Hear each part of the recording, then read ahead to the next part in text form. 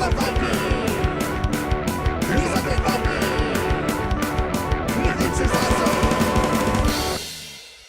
everybody, this is me, the Undead Viking, and this is Andoria Battlefields. Andoria Battlefields is a fantasy-based tactical strategy game in which each player is going to have their own personal battlefield where they are going to be recruiting all sorts of different warriors and mages and rangers, and just let your mind wander and you can kind of come up with the different fantasy elements that you're going to have. But you're going to be summoning these things and placing them on your battlefield, and you're going to be trying to march them forward across the battlefield to achieve victory. Now, to stop you isn't the game itself. The game doesn't have like an AI or whatever. Because this is a game where everybody is kind of racing to be the person that saves the kingdom, the person that you're playing against, like if you're playing with multiple players, it'll be the person to your left. If you play at 2 players, which I've done quite a few times with my daughter and we've enjoyed it, it'll just be the person opposite the table from you. They will, on their turn, be summoning monsters by using these monster cards. They'll be summoning different monsters of all shapes and sizes as well, and placing those on the board, on your battle board, and moving them back the other way, and they'll be hammering on your units, trying to destroy them and driving you back. And if they can succeed in pushing monsters all the way to the other side of the table, they will defeat you and you'll be knocked out of the game.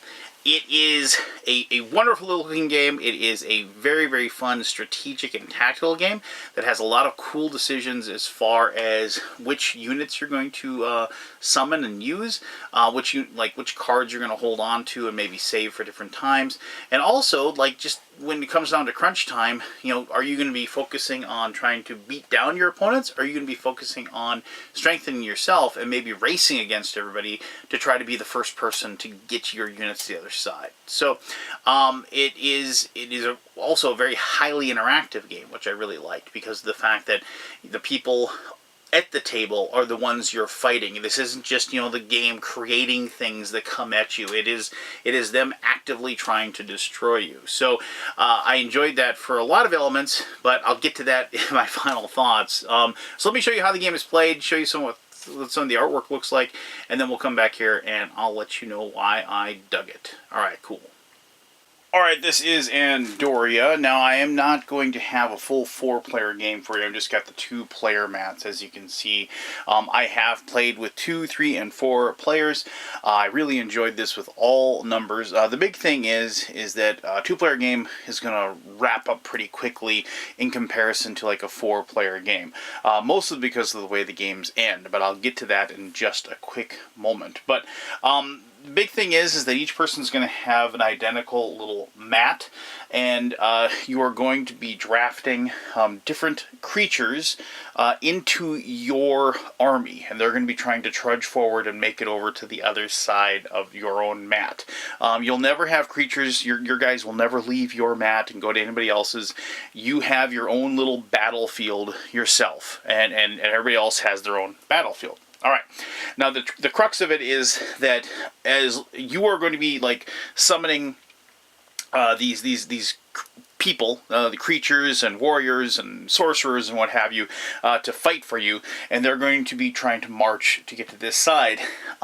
The player to your left, so in this case with 2 players, it's just the only other person, but with 3 or 4 players, it'll be the person to your left, will on their turn, they will be drafting monsters from this deck, and they'll be putting them starting on this side and working their way this way. And so you're going to have collisions in the middle, and you're going to have fights. Now you might say, well, okay, so there's a lot of space there, right? You're not necessarily going to fight every single time. Well, the big thing is that you want to stop. If you are controlling the monsters, you want to stop the player from getting their units, their soldiers, their sorcerers, and what have you, from getting to this side of the board, because if they can get 2 of their units to this side of the board, then they will win the game. if you, as the person controlling the monsters, can get 2 monsters to this side, that person is knocked out. See, and that's how the game is like quick when it's 2 players, because like basically if you can knock out the other player that's playing, you're the last person and you win. And so so with a 2-player game, it's pretty easy to get to one of those things. It's still a lot of fun. It's just a faster game. But anyway, so to begin the game, the first player, we're going to say this is the first player, they get 2 gold coins to start with, and then the other player gets 4 gold coins to start with. The reason for that will be evident very shortly. Well, the first thing you're going to do at the beginning of any turn is that you're going to get 2 gold coins. So you just take 2 gold coins and you put it in here. You might be saying, well, why not just start them off with 4? Well, the reason for that is that this person's going to still get to draw 2 and they would have 6. However, you use your coins both to summon your creatures and also to summon the bad creatures to attack the other players. So that resource that you're using is going to be used for both of those situations. So anyway, also to begin the game, I should mention that each person is going to start with 5 cards. I'm just going to draw 5 for the first player here. So 1, 2, 3, 4, 5, and I'll show these to you in just a second. And the first thing, if you don't like any of the 5 cards that you have the option of discarding as many or as few of them as you want, and then draw new cards. If you are ever going to go here to draw more cards to put into your hand and this is empty, the discard pile will be shuffled and you'll start over. So, just like you'd expect. But anyway, so here's some of the cards that I drew. Let's just see what we got here. We have a wall, obviously a barricade that you can put up to prevent monsters from getting to that side. Obviously really, really good. A soldier, pretty basic unit. The cool thing about a soldier, though, you pay 1 coin. You notice that it has this ability that you actually get 2 units for that particular one. A barbarian can be deployed in the first 2 rows. Normally you can only deploy in this row, but barbarian can be deployed there. A seraph. It can fly, so it can go other units when moving, and it is immune to critical hits. And critical hits only do 1 damage instead of 2, and then just a spell, a fireball that you can use just to cast on something or do a point of damage. Now you might notice that up here in this corner, you're going to see there's these coins here. It's kind of both how much it costs to put those things into play, but also it is also an idea of the level of the creature as well, and that'll be important because of something here, and I'll explain that in just a little bit. Basically, when combat shows up and rewards for combat. But all right, so you have we have 4 coins, so we couldn't put all of them into play anyway, and so we decide what we want to play. Now remember, you're not going to get any more coins as far as income goes until your next turn. And you're probably going to want to save some money to be able to attack the other player. So let's just go ahead and look. So we don't save the fireball since we can't use it yet. Might as well hold on to the barricade, because of the fact that we don't know where the monsters are going to show up. So those 2 aren't going to be good. We could summon all 3 of these for 4 coins if we wanted to. But then we'd have no coins left over to do any damage to that person. So I'm just going to play it safe. I'm going to bank these 3. I'm not going to play those 2, but I am going to play these 2. And so it's a barbarian and a soldier. And so I'm just going to say, okay, I'm playing these 2, and I put them down like so. And then I get to take 2 soldiers, remember, because you get 2 of them, and I'm going to go ahead and let's just, place them like so. And then we're going to go ahead and get a barbarian. And remember, the barbarian can go in either the first 2, so why wouldn't we put that guy over there in the first 2? I should mention that as they move on the thing, they can only move straight forward unless they have a rule that says differently. So if you notice here, tactical positioning, instead of attacking, may move diagonally during regular movement. So normally these things will just move inexorably forward, but if I wanted to, they can move diagonally. Now, obviously I would have just started them off here instead of, but like you could say, okay, diagonal move like that, and a move like that. So, and then the barbarian moves 1. I might as well just show you how this works as well, looking at the card. How many hit points they have is right there, that it takes to destroy them. Their movement is there. The range of their attack is there, so they can attack 1 way. They roll 1 die when they attack, and they roll 2 dice when they defend. All right, so that's that. I mean, that's your turn.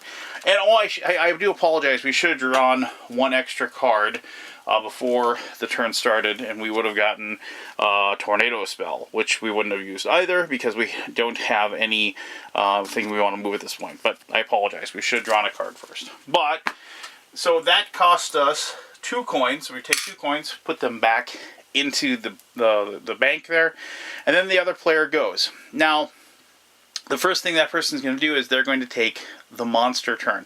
And technically the monster turn happens on this player's turn. So that's why, like this person didn't, we aren't taking a monster turn to attack this person, or attack this person technically over there. So they would go, and we're going to go ahead, and they get to draw 3 cards, and draw 3 off the top like so. And so they're going to get these 3. And remember, they're going to get to draw 2 more coins at the end of the turn, so maybe we're going to spend all 3. And I think we're going to spend all 3 just for fun. So a goblin is just kind of like the soldier once again. Recruits 2 units for this unit, and it can also move diagonally, so it's just, you know, like the foot soldier. A troll takes up 2 spaces, which is pretty cool, and if all adjacent goblins receive +1 die when attacking. So we're going to want to think of a way to put those together, have some synergy going on. And then Medusa moves really quick and may attack twice, so that's really powerful as well. So let's do this. So we're gonna do all 3, and so we're gonna play all 3 cards over here. I'll just set them down right there for right now. And so we can put the troll like so, and so they're getting ready to they can move forward. And then let's take 2 goblins and flank the troll, because then they're going to get a bonus die whenever they get used. And then let's take our Medusa and let's put her right in front of that barbarian, because I don't like how close that barbarian is getting. Now they get to move. So move the troll forward 1, move the goblin forward 1, move the goblin forward 1. So we're not close enough to really attack, because if you look, the troll or the goblin don't have range, but that's fine. So now Medusa moves forward, and now we can attack the barbarian. So looking at the barbarian, they have 2 defense dice. So we're going to go ahead, and this is how combats work. So we're going to go ahead and look at the Medusa. Oops, didn't do that. The Medusa has 2 attack dice, but we get to attack with her twice. So we're going to go ahead and roll 2 dice. Let's see what we get here. So, oh wow, I got 3 successes. So, because this is a critical hit, so that's 2 successes and 1 success. So we've gotten 3 successes, and the barbarian has 2 hit points. So for him to live, he has to get 2 shields to win, to basically survive. Otherwise, technically, yeah, he's got to get 2, because, so let's roll the 2 dice for defenses and see if we get lucky here, and we got 1. So this one shield would take care of this, but 2 hits get through.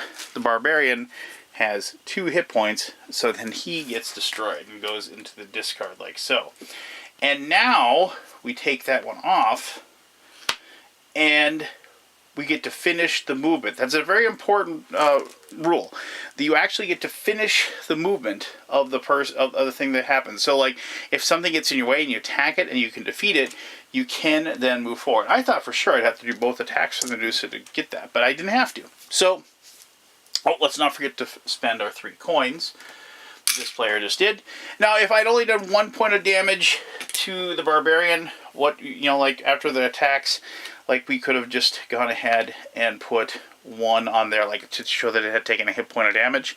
And I should mention there are also critical defenses as well that will allow you to block 2 hits. But that did not happen. He did take care of the barbarian in one big fell swoop. And now, as the player, you're probably pretty thankful that you have this stone wall that you can put up to block that Medusa, and you get the Seraph out or something to attack it on your next turn, or maybe use this tornado, or because she's got only 1 hit point, we could use this fireball at the very beginning, just blast her, 1 point, done, gets a wound, and just take care of her, and we don't have to worry about her creeping up. So now the other player would do the exact same thing that we just did. They would get 2 coins to begin their turn. they would then have their hand of cards. I didn't draw a hand of cards for them, but do the same thing, draw a hand of cards, and then they would begin. Now, there's one other thing I didn't mention. This barbarian cost 1 coin to be summoned. It was like a common unit, so to speak. However, if, like, say you had killed a seraph, they are considered to be like a rare, or not monster. And if you destroy a rare monster or unit, whether it is you doing on your turn attacking one of the monsters on your board, or you running monsters and attacking their units on the board, you would get a reward. You would get 1 coin for defeating this creature. And there are actually epic creatures as well. Here, I'll find one for you, like this guy right here. Siva Shadow Dancer. So, like, that costs 3 coins to have on your, and they're pretty good. Obviously, you can see the 4 attack and 4 defense. But if you destroyed that one, it'd be worth 2 coins if you did that. So there are ways to get little bonus coins for doing well as far as the battles go. And remember, you get the battles either way. If you, on your turn, your units move forward and they attack monsters and defeat them, they would get the coins for that, and also the monsters get it for defeating the units as well. So game is going to continue until 1 player is left standing, meaning that, like if you get 2 monsters all the way to the bottom row, then you are eliminated. There will only be 1 player left, and they would win. And as I said, if 2 units get to the other side, and then that means that they've closed the gate and they've saved the world and they are the hero of the realm, and they win the game. So it is a very tactical game. It is like a resource-driven game as well, and I really, really enjoy the kind of seesaw that you have as you play the game, as far as like both racing to get to the end, but also trying to stomp the other player and trying to decide how you're going to spend your coins. If you're going to spend them on, like, your basically attacking or defense, on your turn, it's a really tough decision to make. And it comes down to, a lot of times it'll come down to a few lucky dice rolls, but for me that just enhances like the story element and the thematic element of the game, and I really do enjoy that it isn't a deterministic ending, if you will. But let me talk more about that in my final thoughts.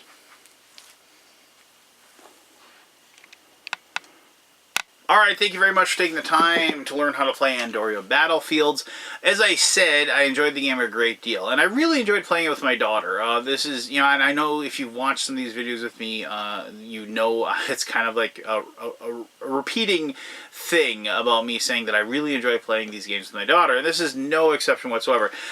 She kind of excels at these types of games. She enjoys the conflicts. She enjoys, she's not a big cooperative game player, really. She enjoys beating me. Let's just be straightforward and honest. She enjoys the idea of beating her dad at a game, and she does pretty well at it, actually, and which I'm very proud of her for. But regardless, so I kind of like the 2-player game. If I had to be honest, I like the 2-player game more than I liked it with more players. I mean, just because I think it kind of condensed the game time a little bit. Now, that doesn't mean I didn't have fun playing it with 3 or 4. It was just one of those things where, like, I would bemoan my luck, or like I would bemoan the fact that the person that was attacking me was doing like so good at like rolling really well, but like I couldn't roll well enough to defeat the person next to me. And that person felt the same way. They're like, look, I'm doing a great job of beating you down. Pick up the slack and beat him down too,